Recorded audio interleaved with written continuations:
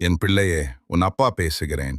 என் வாழ்க்கை நாளைக்கு மாறும் என்று தினம் தினம் கண்ணீரோடு காத்து கொண்டிருக்கிறாயா? அப்படியென்றால் இந்த வீடியோ உனக்காகத்தான். நீ எதிர்பார்த்த காரியம் கிடைக்கும் என்று ஒவ்வொரு நாளும் தினந்தோறும் என் வாசலில் வந்து நிற்கிறாய்.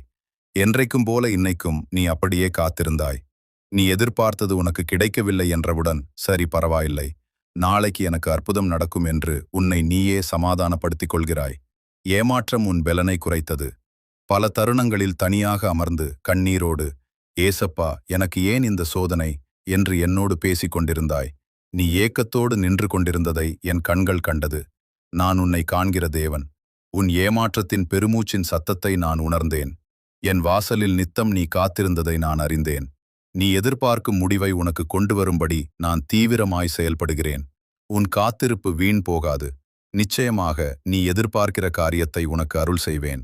உன் கைகள் அதனை கூடிய சீக்கிரம் பெற்றுக்கொள்ளும். எனக்கு சித்தமானது என் கையினால் இன்று உனக்கு வாய்க்கும். உனக்கு கிடைக்க வேண்டியதை யாரும் தடுக்க முடியாது.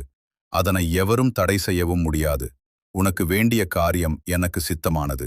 உனக்கு வேண்டிய காரியம் எனக்கு சித்தமானது என்று இந்த நிமிடத்தில் அறிவிக்கிறேன். நீ பல வருடங்கள் நாட்களாக காத்திருந்து விட்டாய். இனி நீ காத்திருக்க வேண்டியதில்லை. உன் காத்திருப்பின் காலம் முடிவுக்கு வந்தது. நீ விரும்புகிறது உனக்கு கிடைக்கப் போகிறது. நீ இத்தனை நாட்கள் பொறுமையுடன் இருந்தாய். உன் பொறுமை எனக்கு பிடித்திருக்கிறது. உனக்கு இன்று முதல் நான் அற்புதம் செய்யப் போகிறேன். என் வேளை வந்தது. 18 வருடமாக நிமிர முடியாமல் கூனியாக இருந்த மனுஷிக்கு நான் விடுதலையை கொடுத்தது போல உனக்கும் என் விடுதலையை அனுப்புகிறேன். நீயும் உன் பிரச்சனையால் நிமிர முடியாமல் இருந்தாய். உன் தலையை நான் நிமிர பண்ணுகிறேன். உனக்கு என் அற்புதங்கள் இனி தாமதிப்பதில்லை.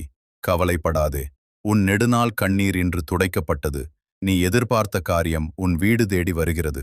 இந்த செய்தி உனக்கு பிடித்திருந்தால் இந்த சேனலை சப்ஸ்கிரைப் பண்ணி வைத்துக்கொள். கமெண்ட் பண்ணு.